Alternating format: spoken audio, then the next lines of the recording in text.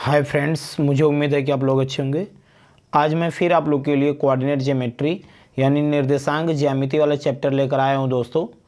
चलिए देखते हैं, आज क्वेश्चन नंबर 12 स्टार्ट कर रहे हैं। निम्नलिखित बिंदुओं द्वारा बनने वाले चतुर्भुज का प्रकार यदि कोई है तो बताइए और अपने उत्तर के लिए कारण भी दीजिए। दोस्तों कह रहा है ना कि ये जो चार बिंदु के निर्देशांक दिए हुए हैं ना, ये किस प्रकार के चतुर्भुज के निर्देशांक दिए हुए हैं। अगर ये कोई चतुर्भुज बन रहा है तो उसको बताइए और उत्तर का कारण भी दीजिए। दोस्तों तो मान लेंगे, माना जो चारों बिंदु हैं ए बी सी तथा डी हैं। माना बिंदु ए बी सी तथा डी हैं, अर्थात ए का निर्देशांक ए का निर्देशांक कितना दोस्तों, ए का निर्देशांक -1, -2। बी का निर्देशांक दोस्तों, बी का निर्देशांक 1, 0 और सी का निर्देशांक -1, 2 तथा डी का निर्देशांक -3, 0 हैं। दोस्तों ये बोल रहा है ना कि ये चार बिंदु हैं, तो मान लीजिए बिंदु जो है, पहला बिंदु ए बी सी तथा डी हैं, सब बिंदु हैं, उसके निर्देशांक ये सब दिए हुए हैं।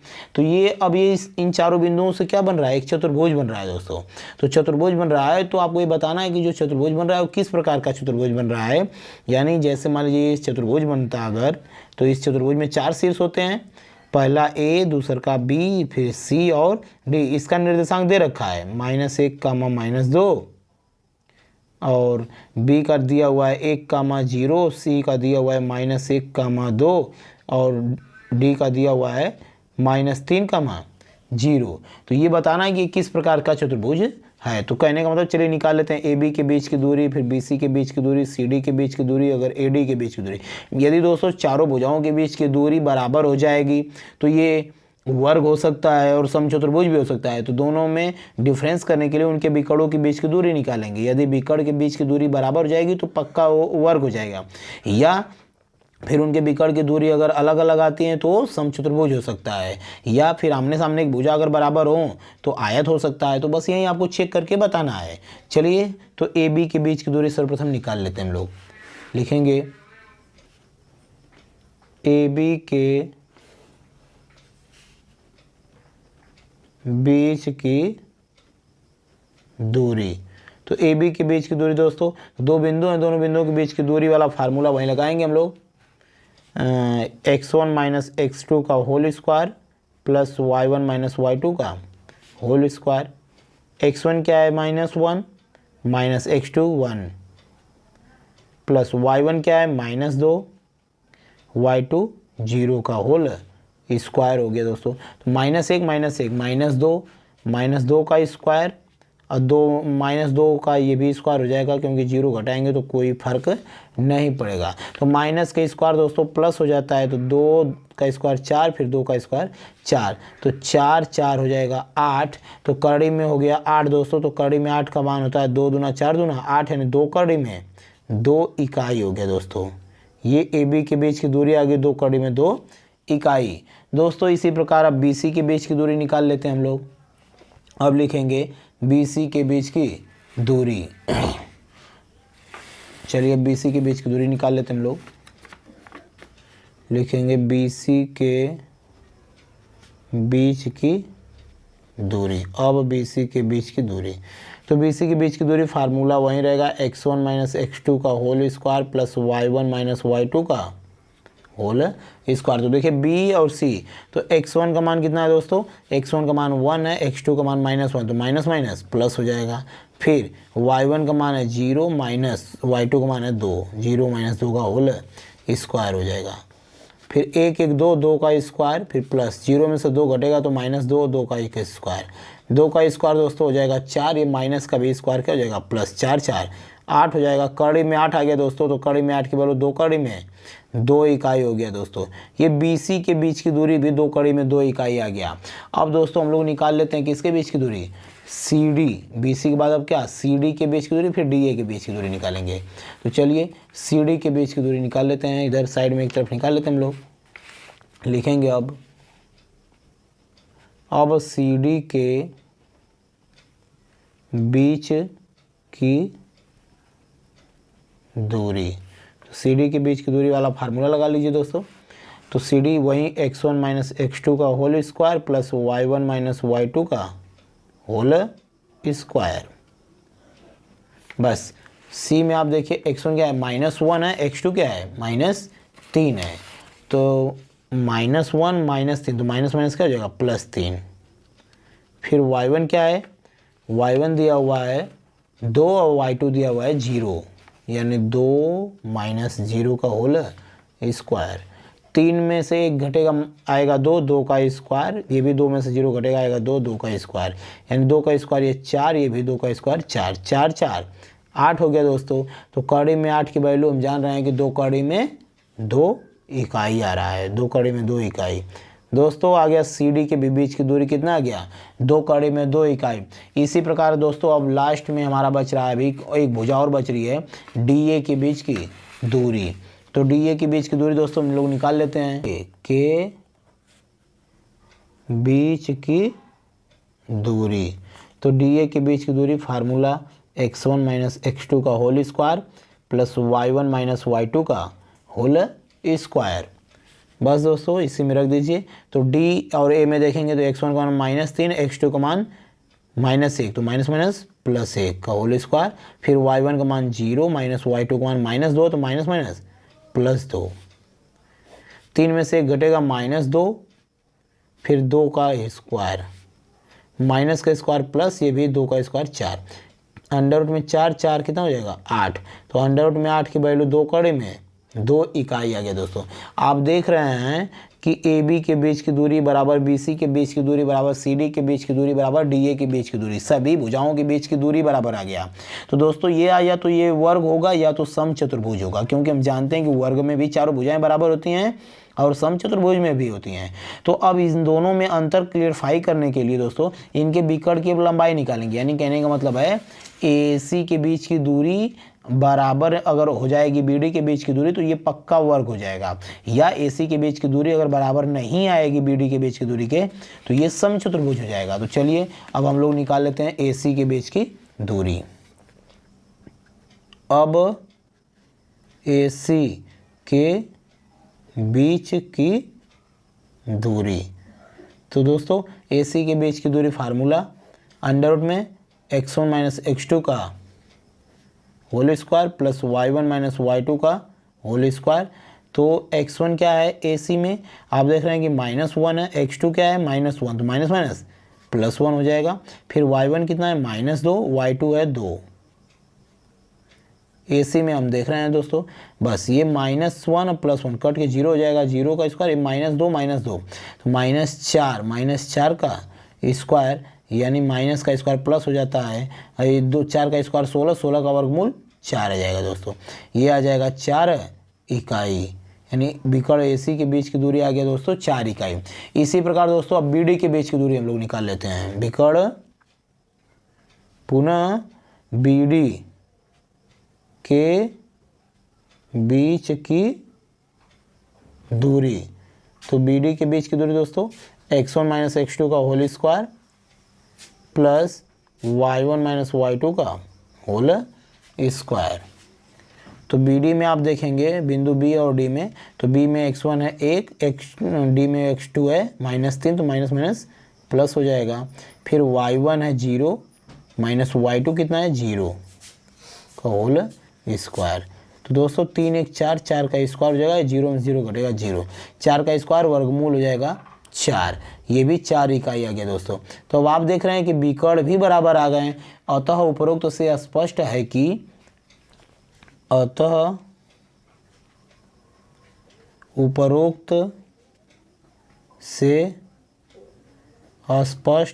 कि ए बी बराबर बी सी बराबर सी डी बराबर डी ए और बिकड़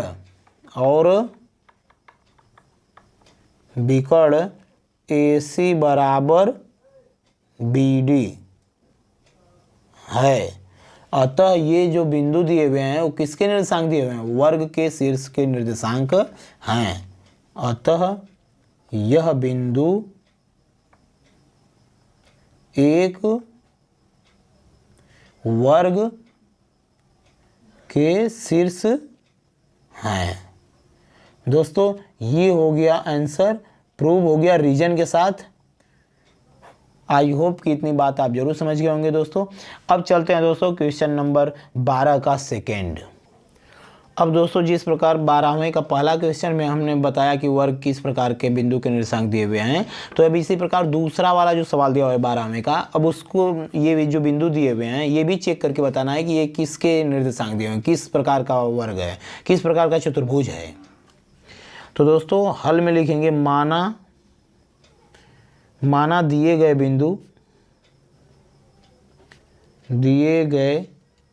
बिंदु A, B, C तथा D के निर्देशांक हैं। माना जो चारों बिंदु दिए हुए हैं किसके निर्देशांक हैं? A, B, C तथा D के निर्देशांक हैं।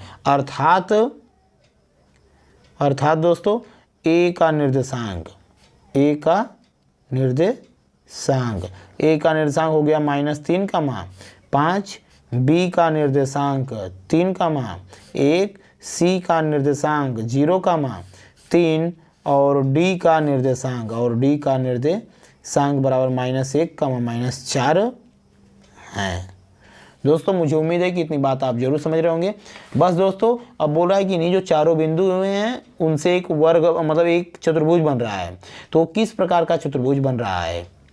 A, B, C और D। तो A का निर्देशांक है -3, 5, B का निर्देशांक है 3, 1, C का निर्देशांक है 0, 3 और D का निर्देशांक है -1, -4। तो दोस्तों अब इसको चेक करने के लिए कि किस प्रकार का चतुर्भुज है तो इनके बीच की दूरियां निकालेंगे, जिस प्रकार पहले सवाल में निकाले हम लोग। तो यानी AB के बीच की दूरी। अब चलते हैं, अब AB के बीच की दूरी। तो AB के बीच की दूरी फार्मूला x1 - x2 का whole square plus y1 - y2 का होल स्क्वायर। बस दोस्तों इसी को आप सॉल्व कर लेंगे। तो x1 - x2 क्या है?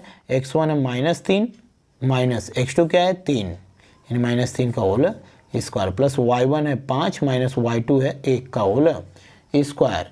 तो -3 - 6 का स्क्वायर प्लस 5 में से घटेगा आएगा 4 का स्क्वायर, माइनस का स्क्वायर प्लस हो जाएगा 36, 4 का स्क्वायर 16। तो 36 और 16 6 6 12 4 1 5 अंडर रूट में 52 हो गया। तो 13 दूना के 26 दूना के 52, इसका फैक्टर करेंगे तो 13 गुणे 2 गुणे 2। तो अंडर रूट में जो भी संख्या 2 बार होती है वो एक बार बाहर जाती है। 2 कड़ी में 13 इकाई आ गया दोस्तों, यानी AB के बीच की दूरी आ गया दोस्तों 2 कड़ी में 13 इकाई। फिर दोस्तों इसी प्रकार अब निकालते हैं हम लोग BC के बीच की दूरी। तो BC के बीच की दूरी चलिए एक साइड निकाल लेते हैं हम लोग। लिखेंगे अब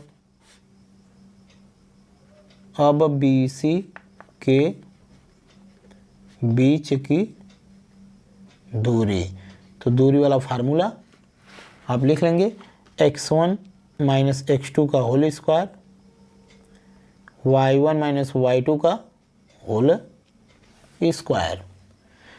बस इसी में वैल्यू रख दीजिए। x1 क्या है? 3 माइनस x2 0 का whole square plus y1 1 minus 3 का होल स्क्वायर।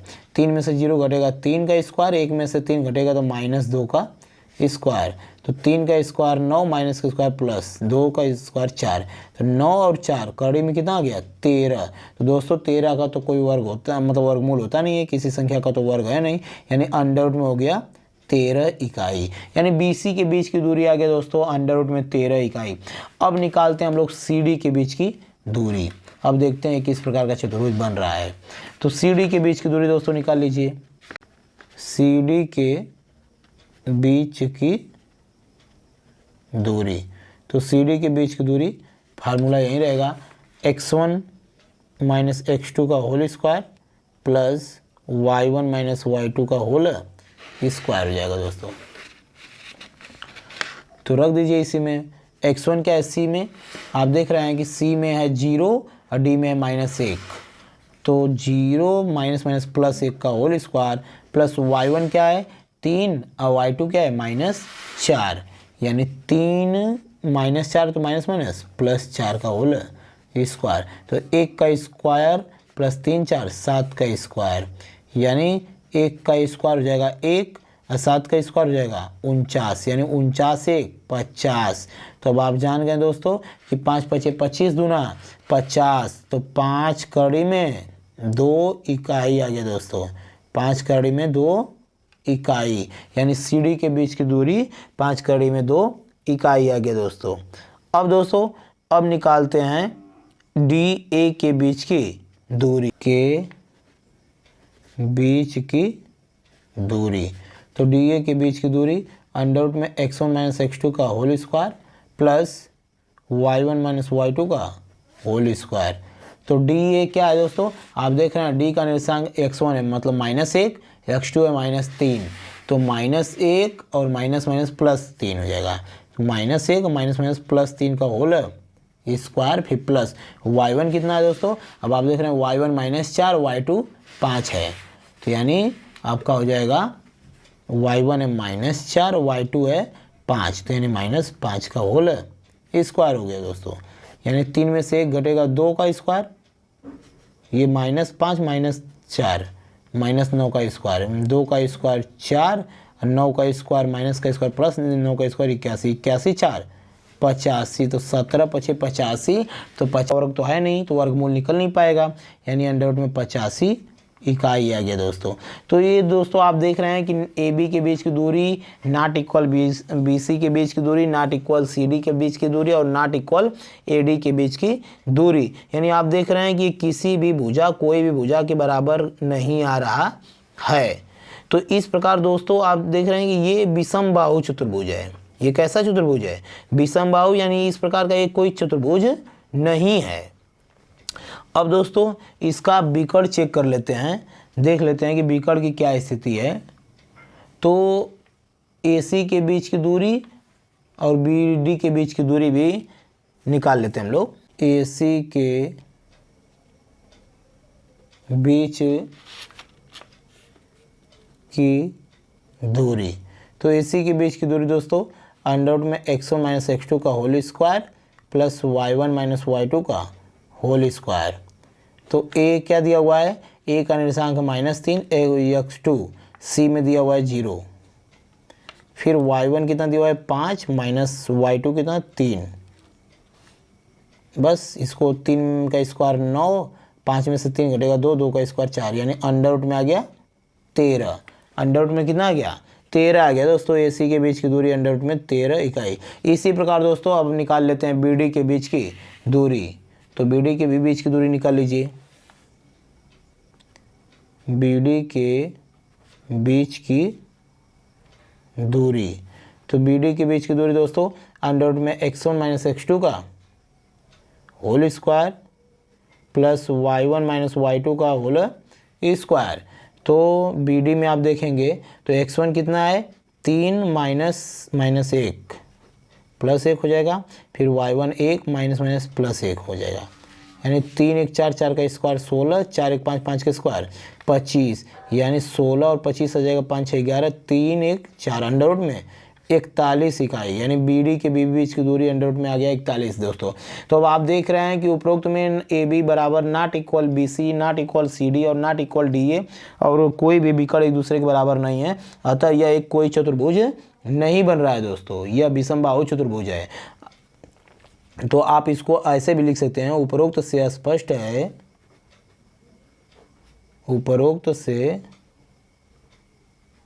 स्पष्ट है कि AB not equal BC not equal CD और नॉट इक्वल DA तथा विकर्ण AC नॉट इक्वल BD। अतः ये जो बिंदु दिए हुए हैं किसी चतुर्भुज के शीर्ष के निर्देशांक नहीं है, अतः यह बिंदु यह बिंदु